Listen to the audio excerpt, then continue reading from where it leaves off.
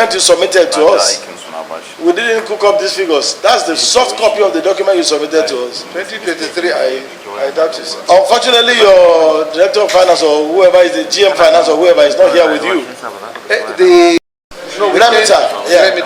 So now that we know that you have other things to do with the annual accounts, we can come back with the director of finance. Okay, yeah, no. In the letter on Remita, we actually asked for the statement account, your statement of account and auditor's account. We actually asked for them in the letter we wrote on Remita. You know, all those issues will pan together. You say is the major hindrance to the recovery of your loan. Is it the okay, what? Let me just throw it. You know, the bank in year 2000, the then President Olusegun Obasanjo merged People's Bank with the Agri and Cooperative Bank, and the risk assets of the Family Advancement Empowerment Program (PIP). They were merged together to form the Nigerian Agri Cooperative and Rural Development Bank. So there are legacy loans that are quite old, some as old as 20, 30, 40, 50 years, as old as the bank. As part of this, yes. But you see, most of the non-performing loans that have jacked this provision is the anchor borrower's loan.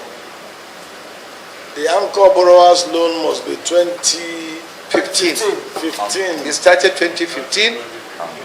The bank participated 15, 16, 17, and I think 18. Okay, so what was wrong with the design of that intervention fund that will lead to failure to recover the loan?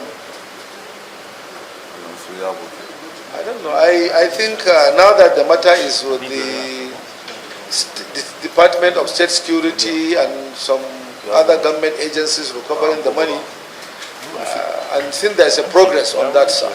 All right, you give us a list of the portion of that loan that comes under the anchor borrowers program, so that we don't go on a wide fishing exercise of 20-30 years. Exactly. The ones from 2015 till date, provide us with details of the loans that have not been recovered.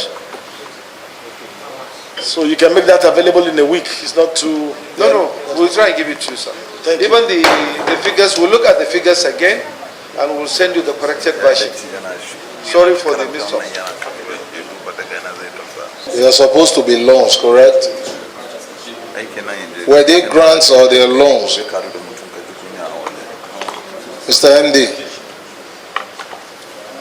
The Anchor Borrowers Program is a loan, sir.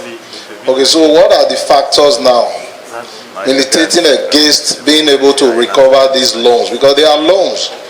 I'm sure when you gave them out, there were conditions for these loans to be paid back. What qualifies this loan to be bad debt? Actually, if you even want to follow the detailed accounting procedure, program, an intervention program, that is why still there's a big effort to recover the money, sir.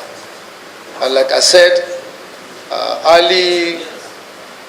late last year, special task force was set up, and most of the anchors have gone to be paying the money to the DSS.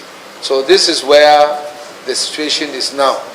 We are still pursuing these customers, and they are still paying. Even last week, we made some little recovery. It's not much, but I think there's one customer that has come up and has paid big amount of money, which we have remitted to CBN. I think the pressure from the DSS is paying, because now that they realize that the federal government, the owner of the money, wants her money back, we actually did an all-lending program. The program is not Bank of Agriculture program. You all know it, sir. It's a central bank program. And other banks participated in the program. The scheme went bad, and then efforts were made for recovery. EFCC was involved, Nigerian police, everybody. But I think now that the DSS have stepped into the matter, there is a big recovery that has been coming in. From late last year when the matter went to DSS, I think about 2-3 billion naira has been recovered by our bank. Out of how much? About 60 something billion that the bank is holding. And then we also have the Nigerian NARSA who are supposed to de-risk that particular program. They have been invited also to see how they can come in and de-risk it. I think that's an effort by the federal government. It's not something that can happen in one day because it was nationwide and it was,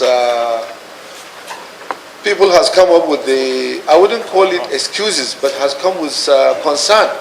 There were flooding in some areas, there was drought in some areas, and the major challenge was the insecurity. In some places, farmers have to pay money to go and cultivate what they have planted. So, and then banks also have challenge going to those locations to collect recovery.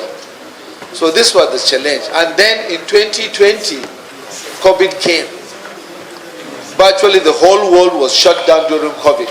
So at that material time, most farmers didn't go to the farm, and most agencies and organizations were closed. It is so many factors. But like I said, the coming of the DSS into the matter is helping a lot. And we believe that they have given every anchor borrower a timesheet on time, on when to pay, how to pay it. So that has been happening. The money doesn't come to us. It's a special account that was opened. Everybody is paying to that account. We only get advised that Oga Alwan has paid X amount of million or billion, and then we now capture in our books so that the next time you ask for balances, the balances will go down. Were these loans collateralized? Yes, sir. Some were collateralized. Okay, so... Some were collateralized. The anchor borrowing has 4 arms. You have the private anchors, which are the smallholder farmers. You now have the government anchors, which are the state government that borrowed for their people. And they are supposed to give ISPO. Some gave, some did not give. Then let me quickly stop you here. No, sir, let me explain, sir. So the one for the state government, because we are interested in that.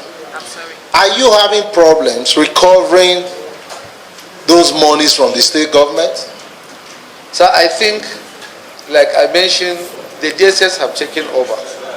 So for me, it is better that we don't expand too much energy on another government agency doing an assignment. Since they are already doing it, and there's quite some progress, sir. Let's see how far they can go, sir. Please. Okay, well, all right, MD. That was Mr. Chair. I yield back. Thank you very much.